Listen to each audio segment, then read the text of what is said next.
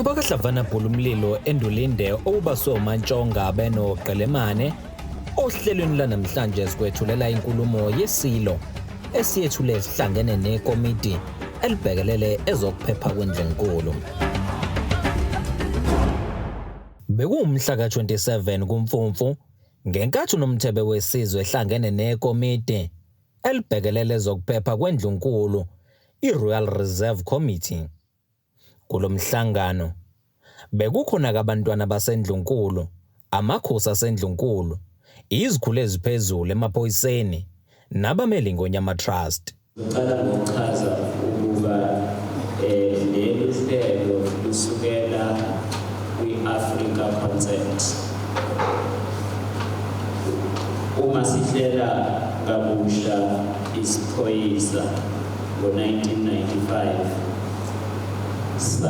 salandela kakhulu isilungu lokesibiza ukuthi Western culture, sisala kancane ngasesibili, kanti ngesikhathi sihlela isiphoyisa kabusha sasivele sikhona isiphoyisa sesintu lokho esibizwa ngokuba i-Africa Concept, okwakufanele ukuthi ibe yingxenye yokuhlelwa kabusha kwesiphoyisa. Ngokuqhubeka ngesiye phambili siyabona ukuba kukhona indima enkulu ebeyidlalwa ubuholi bakithi bomdabu eyaseyisala ngaphandle, obekade kuhambisana-ke nanesithunzi futhi sobuholi bakithi bomdabu. Sesisungula-ke uhlelo olisho sibizwe ngokuthi Traditional Policing Concept, ekuyiyo-ke le-Africa Concept. Kuleli hlelo le-Traditional Policing Concept sithe uma sicubungula siyaphambili, sathola-ke ukuthi kukhona isidingo esikhulu sokuba sakhe noma sisungule lehlelo esilibiza ngokuthi i-Royal Reserve Police Service. Kanti-ke sithe uma siqhubeka siyaphambili sathola ukuthi le Royal Reserve Police Service yayivele ikhona kwakudala, kakhulukazi kuso lesigodlo sesilo eyake yasungulwa ibizwa ngokuba i-Royal Guard. Ethula inkulumo yakhe uNomthebe wesizwe ubeke kanje: Ngicabanga ukuthi lolu suku namhlanje ufana nemvuselelo kimina ehlehla iyemuva ngasohlangothini lwami mangibuka ama-structures of the past, lapho kwakukhona abantu ababebizwa ngamaphoyisa bemele izinto ezahlukene emlandweni wethu, bebizwa ngoqenyana, ababebhekela izimo zokuphepha kuney'nduna zamabutho eyiwaholayo nokuyizona ey'nikezela ngomthetho ukuthi iy'nduna eziphethe amabutho ngaphansi kwey'nduna ey'nkulu ey'phethe amabutho kumele ziqhube ngayiphi indlela emphakathini. Ezinye zezinto ezingumlando kithina ukuthi esilweni sakwaDukuza esakha lo mbuso wesizwe samaZulu, masikhumbula ngo-1824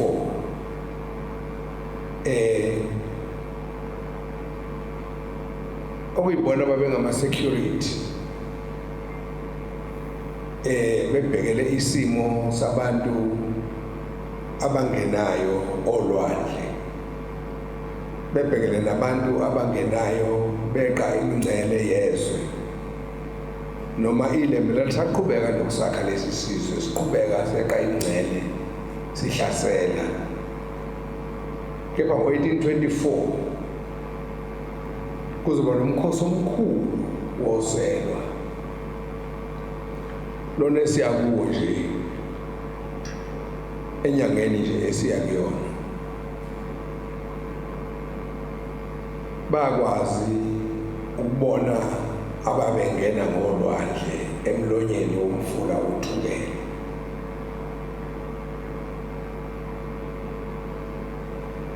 Sabika lezi insizwa ney'ntombi ngoba kwakungezona insizwa kuphela, kwakukhona ney'ntombi ezayibhekela ukuphepha kwezwe.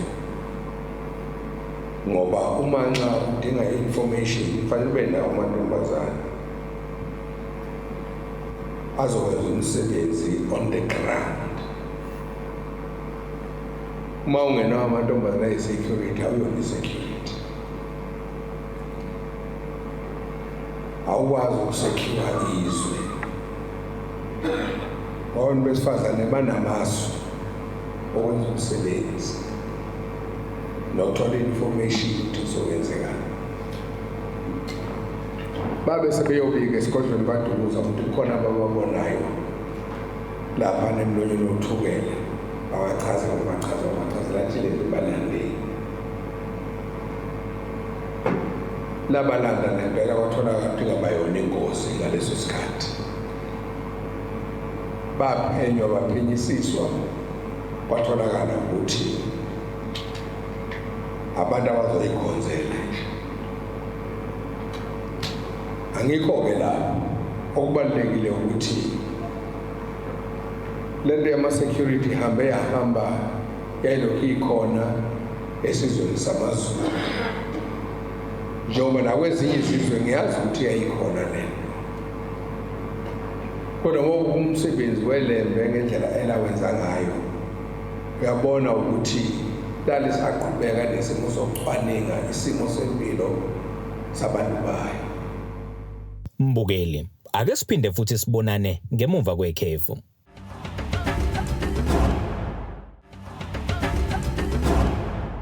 Nina benkonjane edukele ezulwini ezinye zidukele emafini ohlelweni lanamhlanje esikwethulela inkulumo yesilo esiyethule esigodlweni osuthu kwaNongoma enyakathonele Ndlovukazi uMthaniya njengoba besihlangene nekomiti elibhekelele zokuphepha kwendlunkulu. Njengoba sasinobudlelwano-ke sasifisa ukuthena abesifazane bakwazi babatrayine nabo ukuze bakwazi ukuthi bavikele izigodlo, bavikele nemiphakathi ey'ndaweni.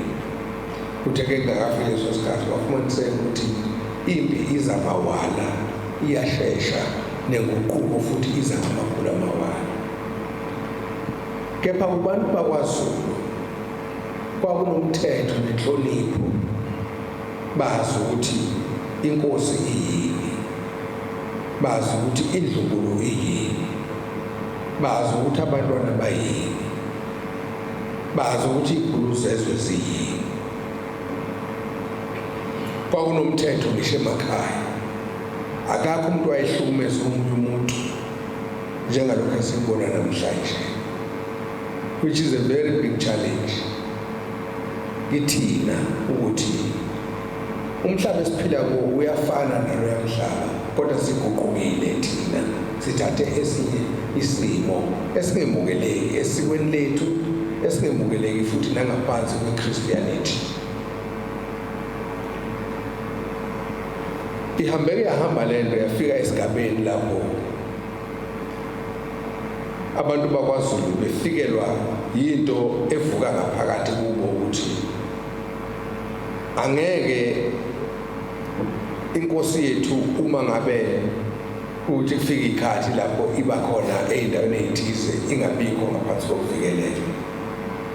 Bayihlanganisa bengamabutho kaZulu, bayishintsha base beyibiza ngama-Royal Guards, Zulu Royal Guards. Wonke amakhosi lama-Royal Guards kusuka enkosini uShaka abekhona. Kepha kufike kwavuthwa kakhulu enkosini yakwaDlamahlahla, kwaze kwazowelela esilweni esinzalayo, kangangoba ama-Royal Guards angamaZulu abe sethola amanye ama-Royal Guards, iy'members ama-Royal Guards from other race groups.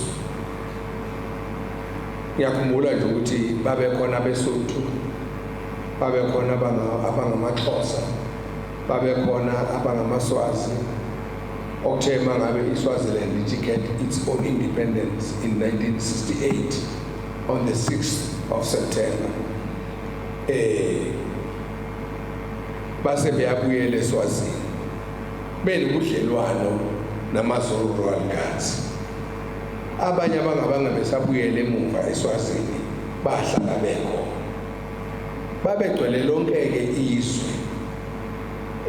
Ngoba kwakuthi oqhamuka ngaphandle esweni lakwaZulu ezakulo noma osesilungwini eya eGoli kubantu bakhe.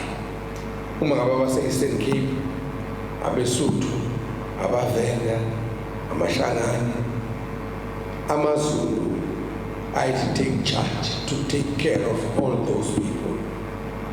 Abahloniphekile. Kangangoba the uniform of the first police services in South Africa, iKabatini, was offered to my late father, King Cyprian Uti. His Royal Guards can make use of it by sebenzisa iKabatini. Base bethi ke siyobanikeza wena ke indlela zakho ngendlela othanda ngayo. Babe khona ke kwafika ikhathi lapho ushintsha izimo, ushintsha kwezimo ezweni. Kufika nezinto eziningi, ezinye zithi zizinhle zibulawa abanikazi bazo. Sihamba isikhathi ngesifike. Mina nje ukugadwa kwami kusukela kubaba ongizalayo by the South African Police. Ubaba wayenamaphoyisa amgadayo that was assigned by the government of South Africa. Ababefake iKabatini efana neKabatini eyayisayinwe i-Union of South Africa to my late father ukuthi ama-Royal Guards akhe ayebhathi. Kwangekho lokugaba kokuthi ufice umuntu esefake i-uniform emaphoyisa kanti ufuna ukuyogila imkhuba. Babe saphila abantu. Babe saqhutshwa nje umuntu aboshwe enze into engafanele ufike kuthiwe hlala la. Lihamba iphoyisa lithalaza abanye abagaba ibani ngesagile hlala la. Abake bazwenqwa abeseniboshiwe abesebaqhuba nje. Namhlanje ngeke ngisakwenza. Bangamangala nje ukuthi lempika sithole yenza ngesagile. Ngizama ukubeka nje ukuthi lento yama-Royal Guards isuka kuphi. Kangangoba mina ngesikhathi ngathi ukuthi ngaba exile ngenxa yezimo ezithize engangibhekana nazo. Kodwa ngathi mangibuya lapho bengazange ukuthi ngihamba kanjani kwakhombisa ama-security measures ayebheda ngoba abazanga naba bengaphakathi ukuthi angikhe kwi-province ngangingaphandle. Kodwa ngiyamhlonipha ugeneral angithi nje ubrigadier owayekhona eMiddelburg, uMr Aneko, okuyena engathi mangifika ngaripota ke ukuthi ngilana. Wathi hayi ngizoshaya ucingo eMaritzburg ngizwe ukuthi kucwebile ngikwazi ukuthule na. Hayi bathola ukuthi hayi kuthule uThixo. Wathi hayi khuleka lana Nkosi, you are safe here, you are going to be protected. Akuqala namhlanje bangivikele. Kudala kwenzeka. Engathi mangibuya lapho ke ngangihambe ngena security. Kodwa ngathi mangibuya kwaba khona ukapteni enganikezwa yena ukuthi angigade engahlomile izingovo ekhishwa ubani uhulumeni wase-South Africa. Isimo ke sasesikhomba ubasi ngoba abanye basuke bacabangise ngathi lokhu into enzela uzothi. It comes a long way. It was negotiated years and years back. AmaZulu ayilungisa lento yabo. manje ke kuze kwathi ama security ayekhona aye SAP ngaleso sikhathi abuyiswa kwathiwa awangibekeke manje ke sengihlezi esihlalweni kwalokhu kuqhubeke njalo kuze kuzofika manje. Mbukeli, ake siphinde futhi sibonane ngemumva kwekhefu.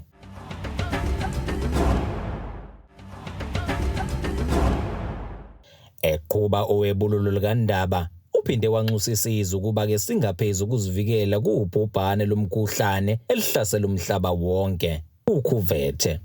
Osefikile ke wazohlalisana nawe memukele ngendlela.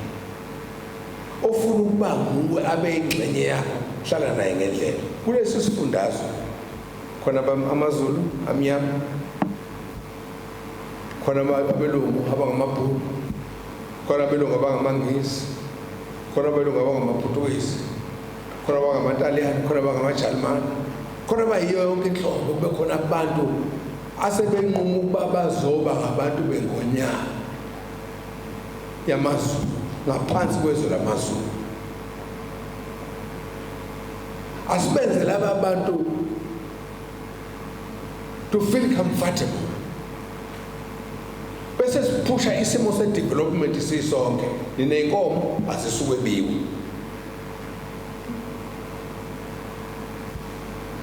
Ninamaplazi abasuhlunywa zobanikazi bamaplazi. Ngoba nikwazi ukusondla.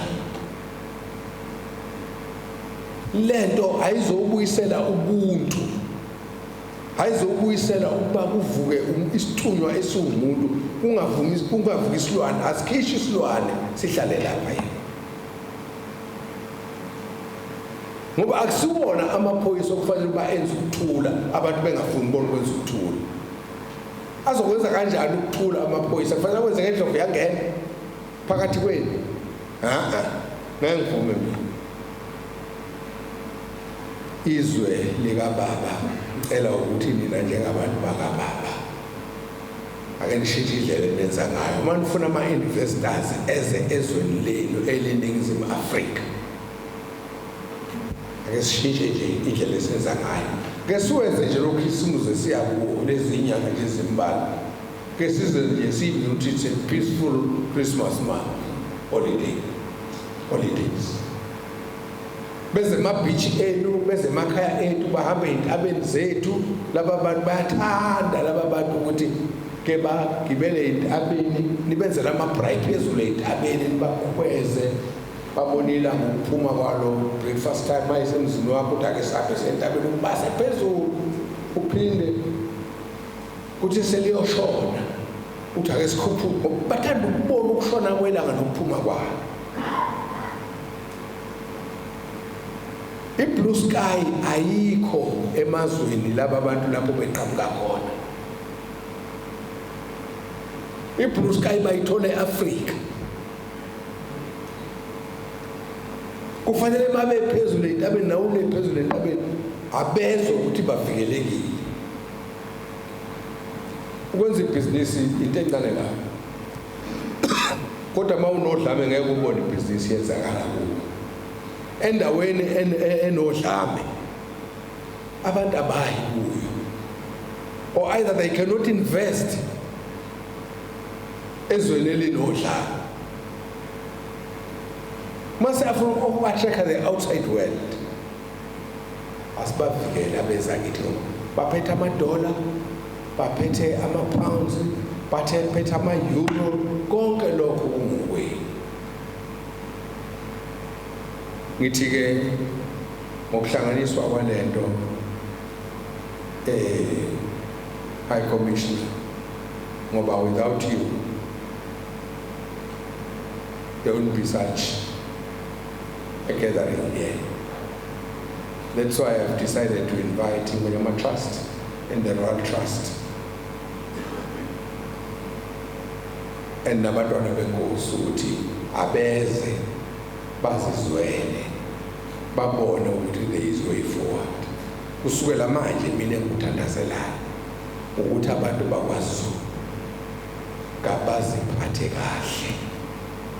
Abantu bakwaZulu njengoba kuthiwa kuzoqalwa lapha nje as the pilot project center uzofanele umhlaba ubukele kini ngoba uma kuphumelelekini iAfrika iyophepha njengamaphoyisa kufanele wona ayobheka abantu abafaka izamfonyo kade batshela ukuthi abantu abafaka izamfonyo akona amaphoyisa akufanele enze lokho ngoba ngeke abajove laba abantu basebephethwe yokuvethe asuke sephumile wona endlini sekufanele ugada lapha yana ezinye izinto ezosiza ukuvikela imiphakathi ukuthi ingabi affected ngalesi sifo okubalekile ukuthi kwabona abantu